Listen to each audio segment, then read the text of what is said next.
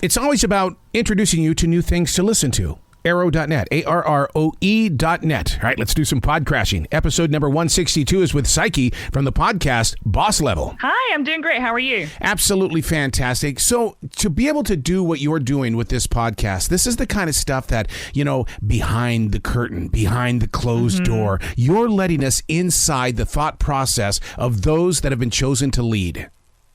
Yes, absolutely. So how are you knocking down that door? What are you doing? Going in there with a hot cup of coffee saying, tell me your stuff, dude.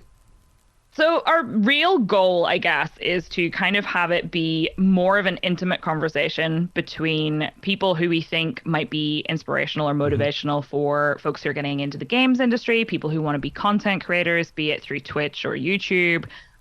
So we want to try and make it feel like an approachable kind of conversation that's happening in your living room kind of thing, because a lot of the time the information out there is very formal. It's really hard to access. So we're kind of finding this as a way of having like a kind of conversation with friends.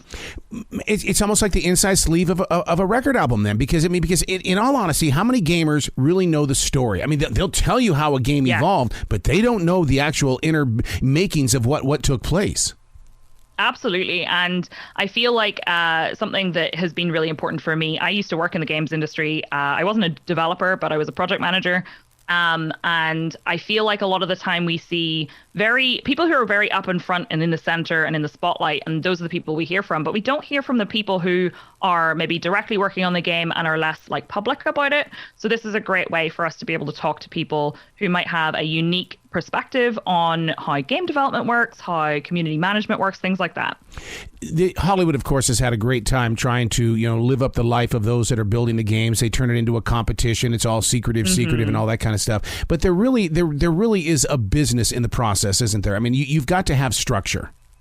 Yes, absolutely. And I think it's almost like the games industry has been kind of shrouded in mystery for a very long time. And now that it's becoming such a big thing, because I mean, gaming is quite mainstream now compared to where it was whenever I first started gaming as like a 5-year-old. And I feel like now we're kind of slowly starting to chip away at it and figure out what's going on. And the behind the scenes thing that you were mentioning earlier, people are starting to learn that, there's a process and it's different for everybody. And now we're actually getting to access that instead of it being something that we're like, how does this work? How do I get a job in the industry? Like, what happens when you're a part of it?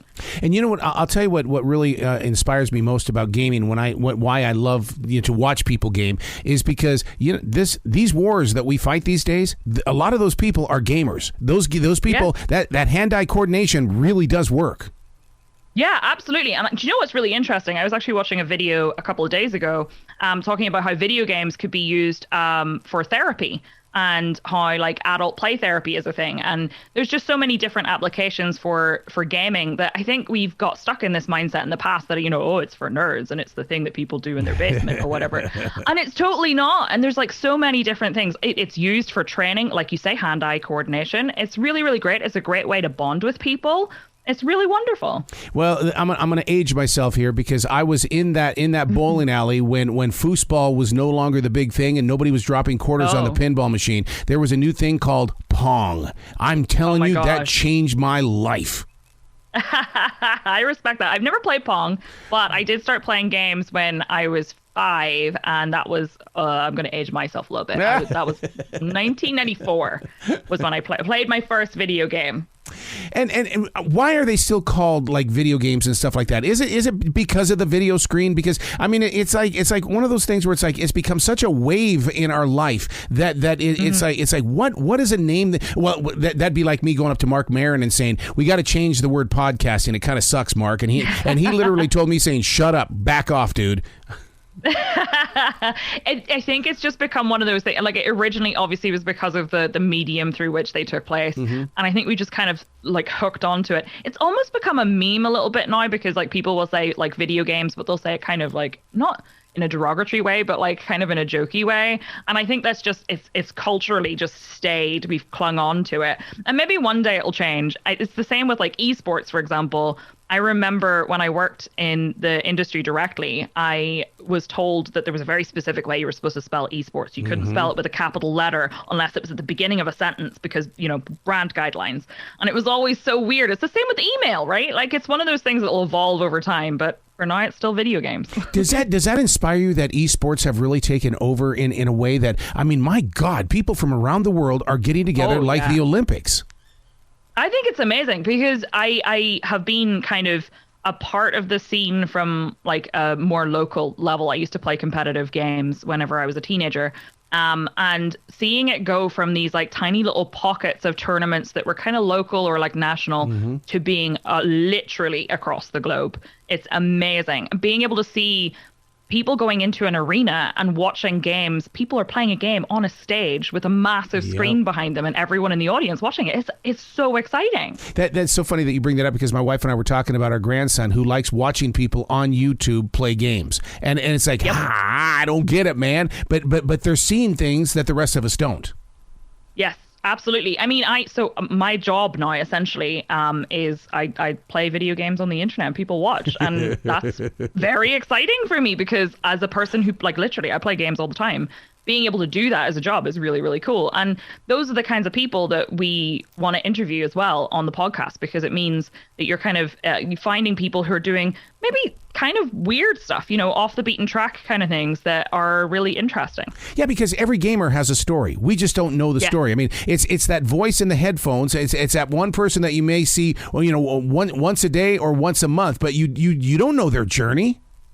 Exactly. And everybody has, I feel like we all have kind of bonded through gaming, and there's so many nice stories of like people who've met someone. Like some of my best friends are people I met through gaming, and they've not necessarily been local. Like I'm from Northern Ireland. I've met people from literally all corners of the globe, like everywhere, and have made some really, really good long-lasting friendships through it. It's something that I think is evolving a lot now because we're doing a lot more multiplayer gaming. It's really cool. And you know, just between the two of us, you do realize there's probably some Ukrainians and Russians that are gaming and they have no idea or even care about that war. But they're still gaming because it's their connection. Yeah, absolutely. It's definitely a thing, and there'll definitely be people who have, no matter what their differences are, gaming is a way that they end up connecting. Yeah.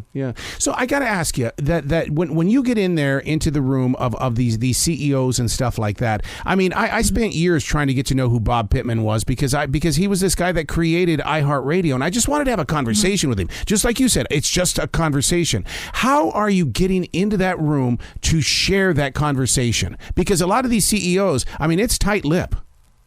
Oh, yeah, it can be. So for most of the things that we're doing right now, we're trying to kind of utilize one of the things that, especially in the games industry, because the games industry is still quite small, you have your network and you essentially, everybody knows somebody who works for insert company here. So for example, for myself, there are people who I've worked with who I may have worked with on a specific project, but now they're working for something else. And I'm like, hey, we'd really like to talk to your CEO, or we'd really like to talk to a person who did something particularly interesting on this particular game. And being able to utilize that network and get the contact details, because let's be honest, they're not always public. It's quite hard to find them. Utilizing the people that you already know and kind of being like, okay, well, can you maybe do me a solid and put me in touch with this person? And sometimes it won't work. Sometimes the person just doesn't have time. Sometimes they don't want to reveal their deep secrets. But it is actually a really, really handy way of kind of getting to meet people and have that conversation with them. But my God, what you're doing with Boss Level, though, do you not see it inside your heart that you could be actually training future leaders?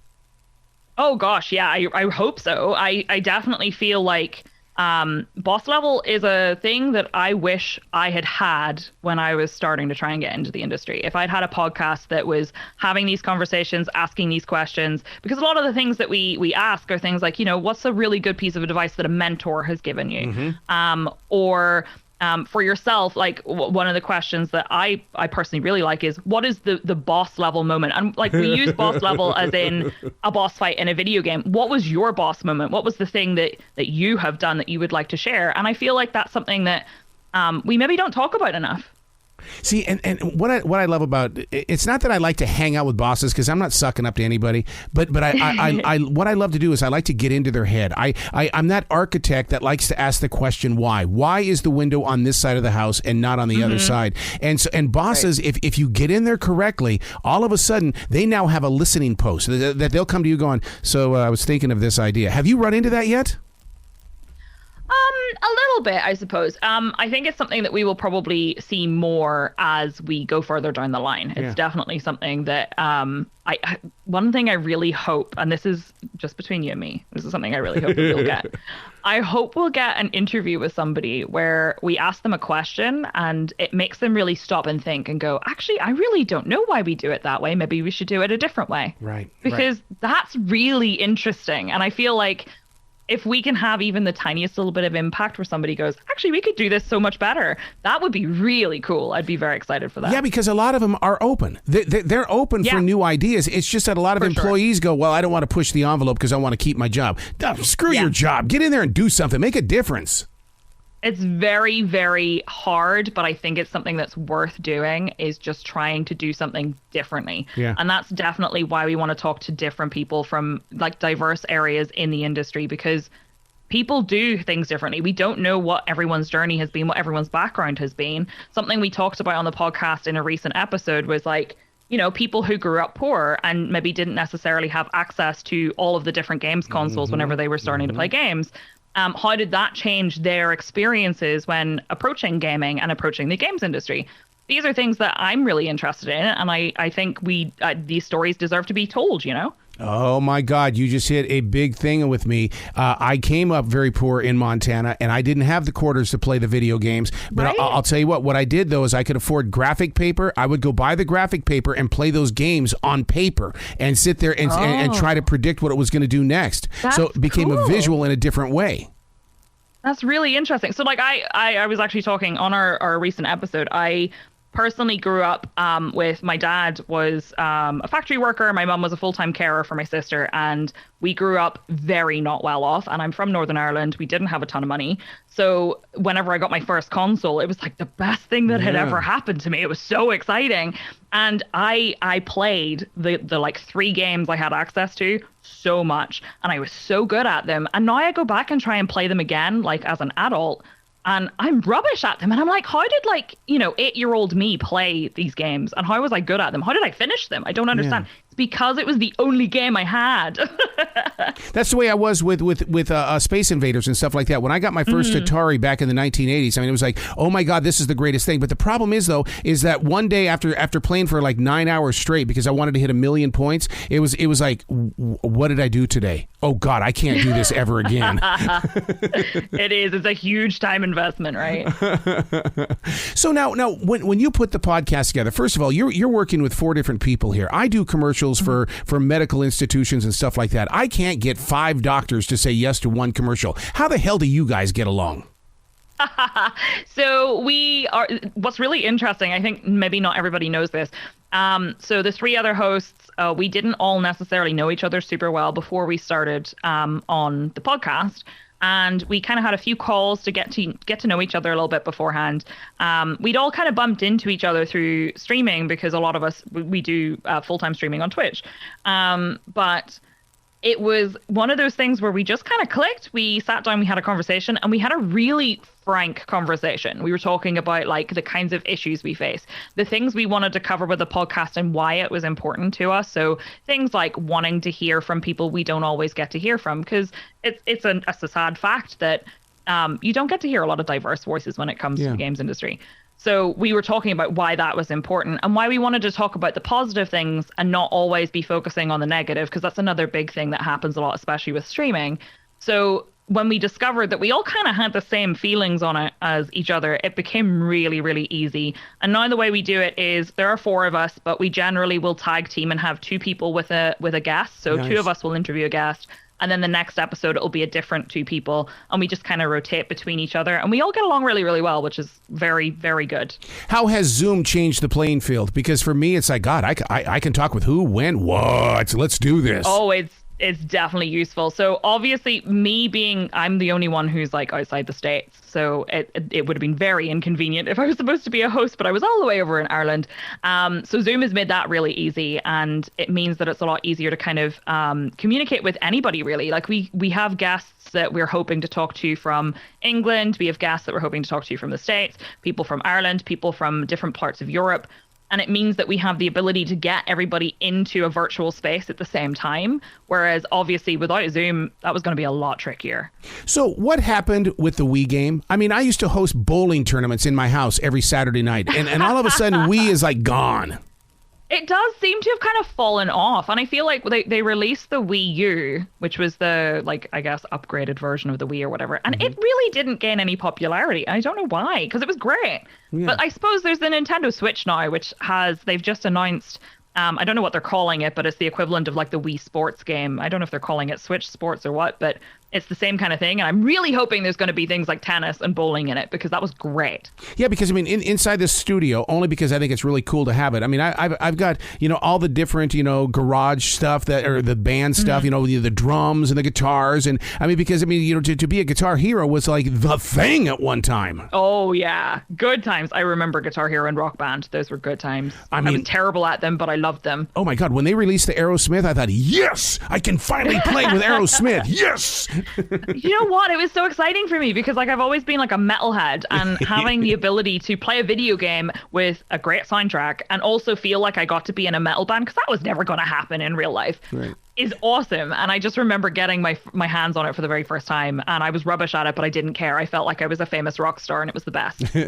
How do you prepare for the shows? Do you sit down and do a lot of research? Because if you were to spot me in my studio at 4:00 in the afternoon, I mean, I it's like I'm studying for a final exam. I mean, what do you do for your research?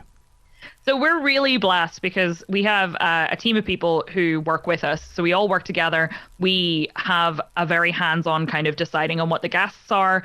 And then we put together like kind of a document that has information about the guest for ourselves. It's not necessarily something that's going to come up in the show, but kind of knowing the person's history and like their experiences that we already know about, what things they're known for. And then being able to do a little bit of research beforehand. And then for me, because of time zone differences and stuff, I will usually get our sheet that has all of the information about a person if I don't know them already. And I will, at 8:00 in the evening, I don't want to talk about the fact that I'm drinking a cup of coffee at 8 p.m. Don't judge me. I get my coffee, I sit down at my computer, I read over that again just to make sure I'm kind of clued in. We make sure that we kind of get information from, because a lot of the people that we interview are on social media. So kind of things that they are already publicly sharing. And then those of us who know the guest, not necessarily personally, but maybe know a little bit more about them, can fill in any background information that isn't necessarily publicly knowledgeable. And then we sit down, we have that conversation. We usually catch up a little bit before the episode starts, just to chat and make sure that everybody's comfortable. And then we get right into it. And it's really great. I feel like it's a great way to get to know people. Absolutely. Confronting the word no. And what I mean by that is I created a podcast called Future Homes, and it's all about exactly that, future homes. But yet when you get with these CEOs of these things that would make the future home better, they go, no. It's just like a book author. You run into more no's than yeses. Are you running into the same thing? Not yet. I'm sure we probably will at some point. But at the moment, we've been having a pretty good run of yeses, which is quite great. But I'm sure it is going to be something that we bump into, and that's inevitable. But we've been pretty lucky so far. Yeah. One of the things that I put on my podcast on iHeartRadio was what's called the Unlucky Seven. And Unlucky Seven is that everybody sets out to do a podcast, but after the 7th episode, they drop. How are you going to battle that mountain to get to number 100, to 200, episode number 300? So one of the biggest things, well, actually, let's say two. One thing is that before we even started recording, because this was so important to us, before we started recording, we actually compiled a list of people we would like to speak to. And if we didn't have a specific person, we also listed topics. So for example, if we had like a particular event that we wanted to talk about, or a type of game that we wanted to talk about, or something like that, we filled that in. Some of the things that I'm really keen on talking about are getting children involved in programming and learning how to do game development. So that's a topic. And then I have like 1 or 2 people that I know of that do a lot of that work in the UK, for example, things like that. And we've made a massive list. Like, the list is huge. We've already started reaching out to people. We started reaching out to people before we started recording, so that we definitely have a lot of different guests that we can talk to and a lot of different topics that we can cover. And I think having that preparation beforehand has really helped. Wow. God, I could talk to you all day. What's your website so people can find you and learn more about you? So my name is Psyche. I stream on twitch.tv/Psyche. That's PSYCHE. And I'm psycheplays.com and Psyche Plays on social media. And the podcast is Boss Level, Boss LVL on Spotify, Apple Podcasts, iHeartRadio, and wherever you get your podcasts. You got to come back to the show. The door is always going to be open for you. I would love to. Absolutely love to. It's been wonderful speaking with you. Well, you be brilliant today, okay? Thank you. You too. Okay, bye-bye. Bye.